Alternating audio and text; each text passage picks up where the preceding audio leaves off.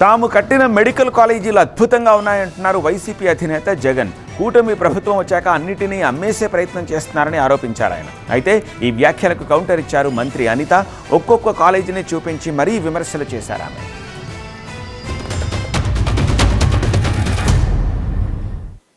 ఒక మెడికల్ కాలేజీకి 500 కోట్ల రూపాయలు ఖర్చు చేస్తూ అన్ని రకాల సదుపాయాలతో ఈ క్యాంపస్లో ఉండేలా చేశాం.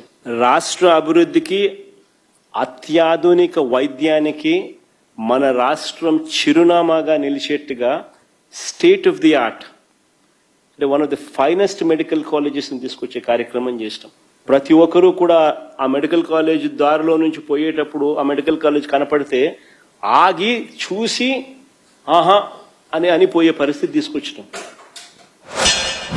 ఈ 17 మెడికల్ కాలేజీలు ఉన్నట ఆ దారంటే వెళ్తుంటే సైడ్కి తిరిగి చూస్తే అక్కడ మెడికల్ కాలేజ్ కనిపిస్తే ఆహా అని చిన్న గ్యాప్ ఇచ్చి ప్రజలందరూ కూడా ఆశ్చర్యపోతున్నారట. For example Madanapalle medical college అండి. ఇది మదనపల్లి మెడికల్ కాలేజ్కి సంబంధించి ప్రభుత్వ వైద్య కళాశాల బోర్డు అయితే మాత్రమే ఉంది.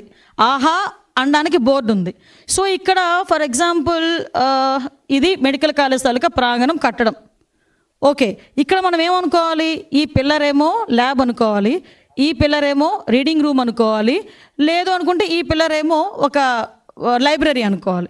అలా అనుకుంటేనే తప్ప ఇది మెడికల్ కాలేజ్ అన్న సంగతి మన ఎవరికి అర్థం కాదు. ఒకసారి మీరే చూద్దరుగాను. ఒకసారి ఇది మదనపల్లి మెడికల్ కాలేజ్. ఇక్కడ చూసి ఆగి ఆహా అనే వాళ్ళు ఎవరైనా ఉన్నారా? మీ బతుకు చెడ అనుకున్న వాళ్ళు ఎవరైనా ఉన్నారా అండి? సారీ టు సే, నేను కొన్ని పదాలు తప్పట్లా. ఎందుకనంటే ఏందండి ఇది అంటే జగన్మోహన్ రెడ్డి మాయ చేస్తాడు, మంత్రాలు వేస్తాడని సంగతి తెలుసు, కానీ కట్టడమే లేకుండా ఇది కట్టడం ఉందని చెప్పి అది రోడ్డు మీద వెళ్తున్న వాళ్ళు ఆగి ఆహా అంటారు అంటే ప్రజలు ఏమైనా పిచ్చోళ్ళ?